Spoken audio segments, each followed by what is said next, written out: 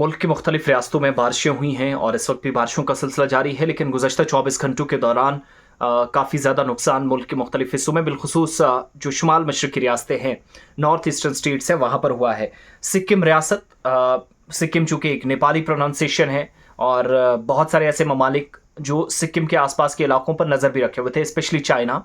और सिक्किम के अंदर तबाहकुन जो सैलाबी सूरत हाल पैदा हुई है, या आप यूँ कह सकते हैं कि बादल फटने के बाद जो फ्लैश फ्लड्स आए हैं, एक नदी के अचानक सतह आब में इजाफा हुआ है, उसकी वजह से फौजी जवानों के लापता होने की भी इतलात मौसूल हुई है। आर्मी की तरफ से क्लैरिफिकेशंस क्या कही गई हैं वो भी मैं आपको बताऊं, लेकिन तिब्बत वो ऑटोनॉमस रीजन जो चीन जिसे अभी तक मानता रहा, और नॉर्थ ईस्ट का एक हिस्सा बड़ा जो बॉर्डर भी बहुत सारे मुल्कों के साथ शेयर करता है, जिसमें भूटान है, ईस्ट के अंदर आता है, कोशी प्रोविंस आता है, नेपाल की तरफ जब आप जाते हैं, इसी तरीके से मगरबी बंगाल और साउथ के अंदर यानी जनूबी हिस्सा जो है सिक्किम का, उसमें मगरबी बंगाल आता है, जिसको आप पश्चिम बंगाल भी बोलते हैं। और सिक्किम जो है वो सिलीगुड़ी कॉरिडोर के नज़दीक भी है, जिसको आप बांग्लादेश बॉर्डर के साथ शेयर करते हुए नजर आते हैं। और ये वही हिस्सा है जिस पर एक तवील मुद्दत तक चीन की तरफ से भी दावा पेश किया जाता रहा कि उनका हिस्सा, यहाँ के शहरी जो है उनके मफाद में चीन ने कई फैसले लिए और ये नस्ल पूरी जो है वो चीनी है। तो इस तरह के इकदाम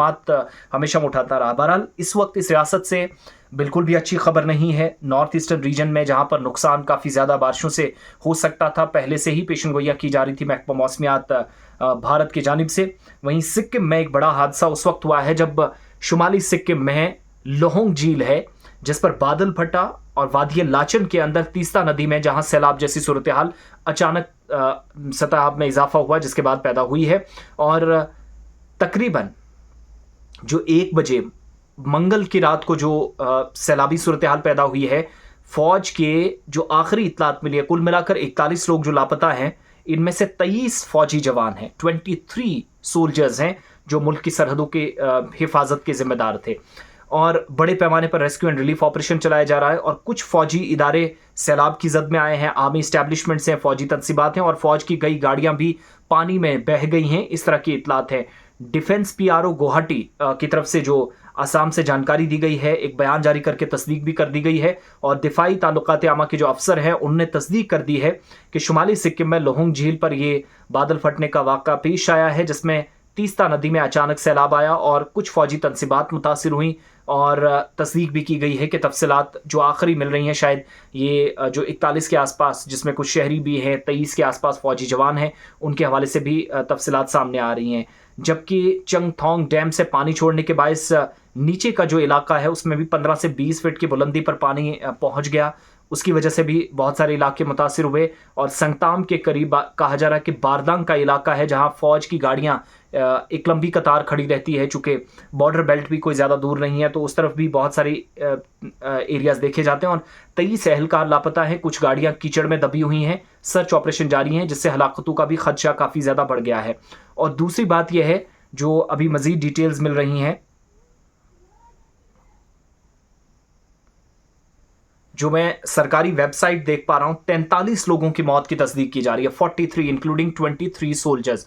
हाईवेज बंद हो गई हैं, बिल्डिंग्स बहुत सारी टूटी हैं, बह गई हैं पानी में। 3 लोगों की मौत की तस्दीक सबसे पहले हुई थी और उसके बाद आहिस्ता आहिस्ता बढ़कर ये तादाद जो है वो हाइड्रो प्रोजेक्ट भी बुरी तरह मुतासिर हुआ है। नॉर्थ ईस्टर्न स्टेट्स के अंदर बिजली सप्लाई मुतासिर हो सकती है, इस तरह की इतलात है। और जो तस्वीरें आ रही हैं वो बड़ी भयानक हैं, कुछ दिखाने लायक नहीं है। कुछ तस्वीरें मैं साथ साथ आपको दिखा रहा हूं, लेकिन तमाम तस्वीरें ऐसी नहीं है जो मैं आपको दिखा सकूं या दिखा पाऊं।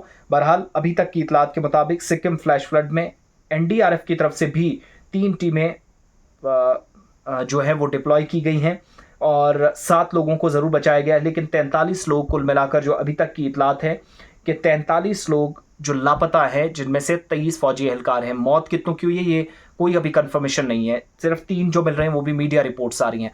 बहरहाल मजीद तफसीलात का इंतजार रहेगा। ये 24 घंटों के दौरान सूरत हाल रही है और 24 घंटों के आइंदा सूरत हाल क्या रहेगी वो मैं दिन में ज़रूर आपको बताऊंगा। लेकिन अभी तक जो शब गुजरी है, कल का पूरा दिन और परसों रात का, ये चूँकि रात 1 बजे के आसपास का इंसिडेंट है, तो नियर अबाउट 30 आज जो है वो कंप्लीट होने जा रहे हैं। ये सूरत हाल अभी तक की है। तस्वीरें आएंगी तो मैं आपके सामने रखने की कोशिश करूंगा, लेकिन कुछ कुछ तस्वीरें जो दिखाने लायक बिल्कुल भी नहीं, कॉपीराइट इश्यूज़ रहते हैं, वो मैं चंद एक तस्वीर आपके सामने रखूंगा। बहरहाल बहुत बहुत शुक्रिया आप सभी का। अपने तासुरात, फीडबैक, अपने ओपिनियन हम तक ज़रूर पहुँचाते रहिएगा। मैं जैसे जैसे मुमकिन होगा आपको अपडेट्स देता रहूँगा। 23 फौजी एहलकार किन किन रियासतों से हैं, कहाँ कहाँ से बिलोंग करते हैं, कितने लोग जिंदा हैं। दुआ गो हैं कि तमाम लोग बहिफाजत निकल आए, बचाया जा सके। 7 लोगों को बचाया गया, लेकिन ये बाकी जो सिविलियंस थे उनका रेस्क्यू हुआ है। मजीद तफसीलात आएंगी तो आपके सामने ज़रूर रखेंगे। बहुत बहुत शुक्रिया।